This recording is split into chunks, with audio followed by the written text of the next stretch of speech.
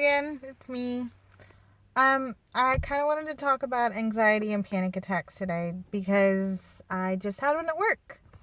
And I kind of feel like people need some guidelines to it because there were two situations. One, she did the best thing possible. She talked to me, she told me to breathe, she just sat next to me, didn't ask any hard questions, didn't touch me, because I have a real big problem with that. I don't like being touched.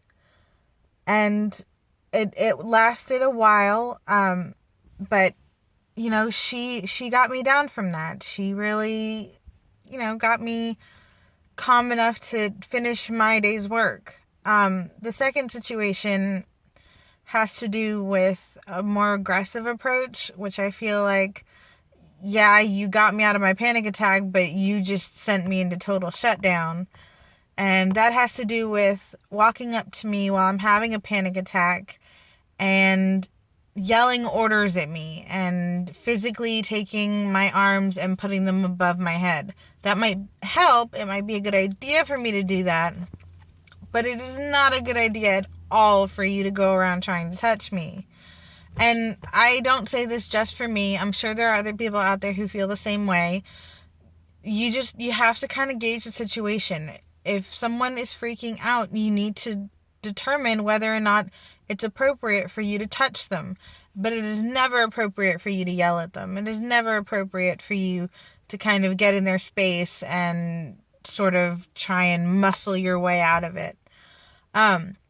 So like I said, I had a panic attack today, and it lasted a while, and I become self-destructive when I have panic attacks. I start to scratch, I start to pull at myself, I, just flip out, I try to pull my hair, I just become very self-destructive.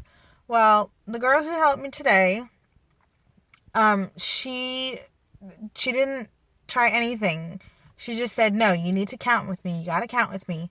And I really feel like people need to be aware that if you just get someone to focus on you, if you can get them to focus, at least in my kind of scenarios, you do so much better. Don't go overboard, and understand that, it's embarrassing for me and I don't really want to bring it up and I don't really want to have to talk about it again and again.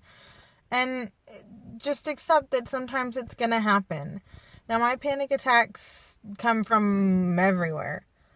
I mean, I don't have really a baseline for them. I tend to start to get anxious when noises start to get louder and louder. I don't like people being close to me. I don't like feeling like I'm kind of alone. I mean, so my panic attacks can come out from anywhere. And what I really appreciated was today, she didn't ask me any of that. She just came back there, sat down, and talked to me. Did the ABCs, counted to 50 multiple times, asked me what's the letter on this. Just simple questions that I could focus on, that I could breathe, in and out, in and out. And I felt protected.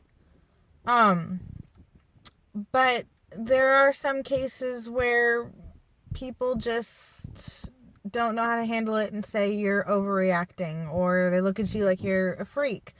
And I have to say that's not only really hurtful, because right now I know that I'm screwing up. I know that something is dangerous happening to me. I mean, in my mind, something dangerous is happening and I just have to get out of that situation.